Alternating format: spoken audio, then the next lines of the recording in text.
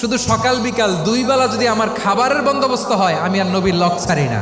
আমার আনসার সাহাবারা ক্ষেত খামারের কাজ করতো, আমার মুহাজির সাহাবারা ব্যবসা করতো, আর আমি নবীর সাথে সাথে থাকতাম। 5374টা হাদিস তিনি বর্ণনা করেছেন।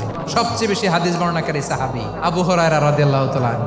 বিড়ালের বাবা কি করতেন? খালি হাদিস মুখস্থ করতেন। হাদিস প্রিজার্ভেশনের কাজে বিশ্বনবী ওনাকে কাজে লাগিয়েছেন। উনি একদিন বলেন, ইয়া রাসূলুল্লাহ আসমাউ মিনকা কাসীরান ফালা আহফাজু। নবী, অনেক কথা শুনি, আমার মনে থাকে না। বিশ্বনবী বললেন, তাই তোমার চাদরটা বিছাও। আবু হুরায়রা বিছালেন। বিশ্বনবী হাত বুলায় দিলেন। এরপরে অনেক হাদিস বর্ণনা করলেন। আবু হুরায়রা বলে, তারপর থেকে বিশ্বনবী যাই বর্ণনা করে আমি শুনি আর একটাও ভুলি না। এখন সুবহানাল্লাহ। বিশ্বনবী ওনাকে নবীর এই যে লক্ষ হাদিস প্রিজার্ভেশনের এই দায়িত্ব দিয়েছেন সাইয়েদনা আবু হুরায়রা রাদিয়াল্লাহু তাআলা আনহুকে। আপনারা কি খেয়াল করেছেন কত বড় চৌকস ট্যালেন্ট হান্টার ছিল আমার নবী? এক একজনের এক এক ট্যালেন্ট, এক একজনকে এক এক দায়িত্ব দিয়েছেন, এক একজনের প্রতিভাকে এক একভাবে বিকশিত হওয়ার সুযোগ দিয়েছেন। আওয়াজ করে বলেন ঠিক কি না?